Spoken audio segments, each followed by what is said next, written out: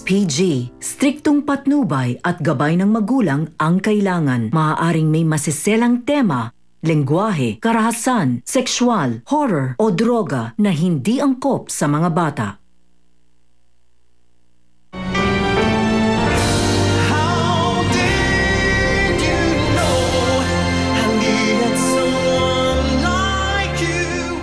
Mabuti na lang, nahuli ang Gimo na yan. Sinasabi ko na nga, be, may ibig sabihin yung nararamdaman ko. May kutob ako, eh. Ang balita kinasal na siya kay Sharina. Sabi yung chismis, nabili niya na yung dating bahay nila Sharina. Nakatakas daw si Gimo. Benji, ang ibig sabihin, si Gimo nga yung nakita ko kagabi. Lumabas naman ako kagabi. Hindi ko naman siya nakita eh. Alam naman natin masamang magalit si Gimo. Magdoble ingat kayo.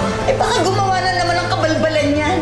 Hindi ho namin kayo kayang iiwan sa ere. Swabing-swabi na ho plano. Nailabas po namin kayo. Ano po ba ang balak ng pasabugin? Hindi sino. Miserable buhay ko. Mas gagawin kong miserable yung kanila. Benji ang punot dulo nito eh. Hindi ako papayag na maging masaya sila ni Sharina. Walang nakakaalam kung nasan siya. Masama ang kutob ko eh. Kilala natin siya. Alam natin ang kakayahan niya. Ilalayo ko muna si Sharina at si Joy. Wala bang nanay mo sa loob? Wala po eh. Ang sabi niya, kuya, magsisimbalan daw siya.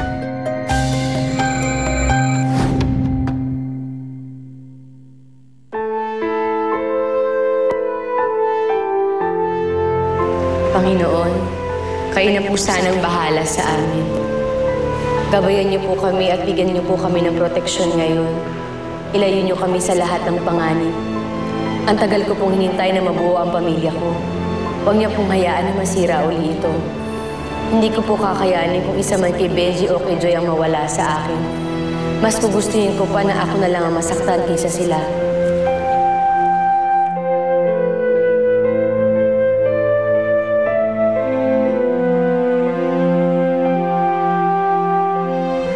Benji? Sharina. Umalis ka na naman, hindi nagpapaalam.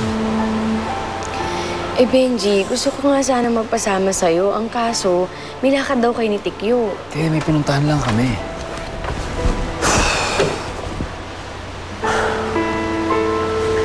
Sharina, sa susunod, huwag kang aalis hindi ka nagsasabi. Lalong-lalo na huwag kang aalis sa mag-isa. Ha? Tama si Lola Ingray. Nakita ko man o hindi sige mo, hindi ibig sabihin na hindi dapat tayo nag-iingat. Ha?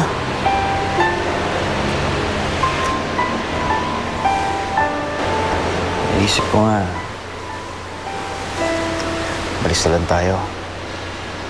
Kahit bukas mismo. Balis tayo. May tayo rito. Bakasyon tayo kung saan man. Sige Benji, kung alam mong yan ang makakabuti para sa atin nila Joy, bakit hindi?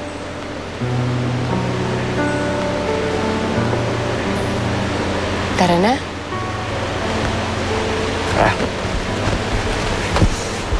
Tara.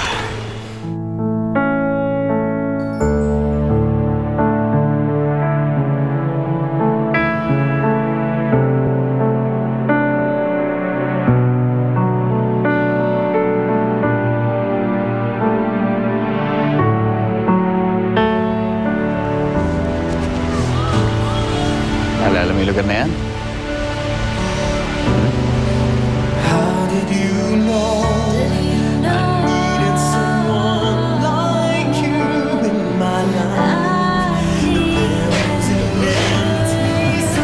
Ang dami nating alaala dito, hindi ba? May masaya, may malungkot.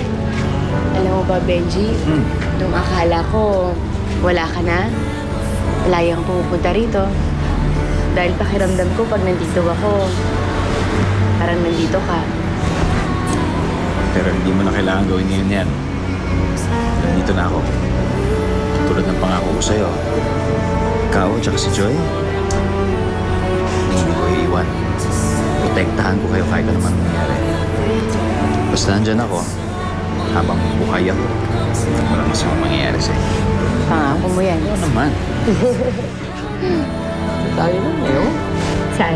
Ito eh. Natatandaan mo ba yun? Dito yun. Kumain na.